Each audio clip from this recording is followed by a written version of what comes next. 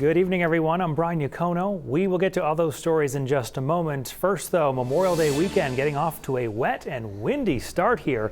So the question will be if we can salvage any of it. Keith Carson's here with a first look at the forecast. Hey, Keith. Hey, Brian. Yeah, luckily I can answer yes to that. We're just going to have to get into the specifics of when that's going to be. But right now, we're going to get to the good part of this forecast in a few minutes. Okay, Keith, we'll see you then. Thanks.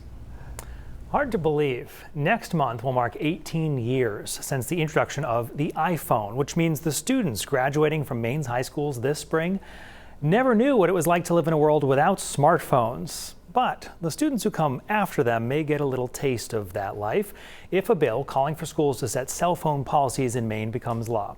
So as of now, legislatures in 35 states have enacted laws either curbing or outright banning the use of cell phones in schools. Some of them will only take effect after this school year ends. A few states left it up to their education departments to encourage school systems to come up with their own rules on this matter. And that is essentially what the bill being considered here in Maine would do. And it is gaining momentum in the legislature. But as News Center Maine's Alex Haskell reports, not everyone is dialed in. Maine Senate President Matty Daughtry pushing through a suite of bills that exempt essential items from the state sales tax. One of the Democrats' proposals would exempt certain groceries from sales tax, like frozen meals and rotisserie chicken.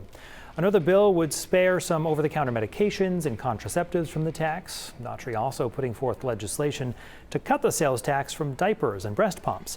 Now, several of these measures have gathered support from Republican lawmakers, but the effort also comes as the state confronts stagnating revenues, with Governor Mills presenting a budget plan that calls to increase taxes on certain items like tobacco and adult use cannabis. All the while, Republicans are calling for a budget with no increases to taxes whatsoever. Everyone agrees that we have a really, really tough budget, and we have to actually start talking about what our tax code is and how it works for Mainers. We all just might not agree on the different pieces, and that is both the fun and also the really, really impossible task that we face of figuring out which things we can do. Daughtry is also calling for tax hikes on short-term car rentals and charters for private jets and boats that are longer than 25 feet.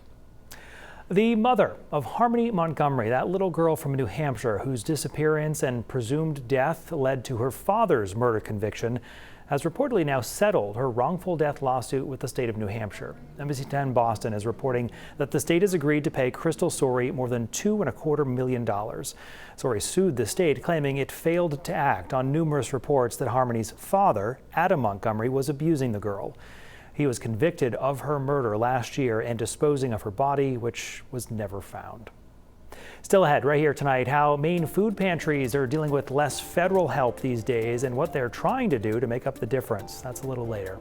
But first, we will take you to a special school right here in Maine. It's dedicated to helping students who would otherwise have a tough time in school closer to home.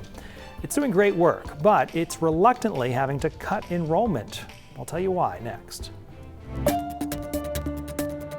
For 25 years now, the Collaborative School in New Gloucester has served as a safety net for some of our state's most vulnerable students. And they range from K through 12. They live with mental health needs and autism.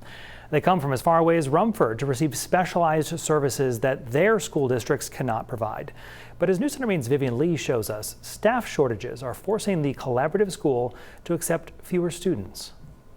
Keith's full forecast for your Memorial Day weekend and beyond when we come back.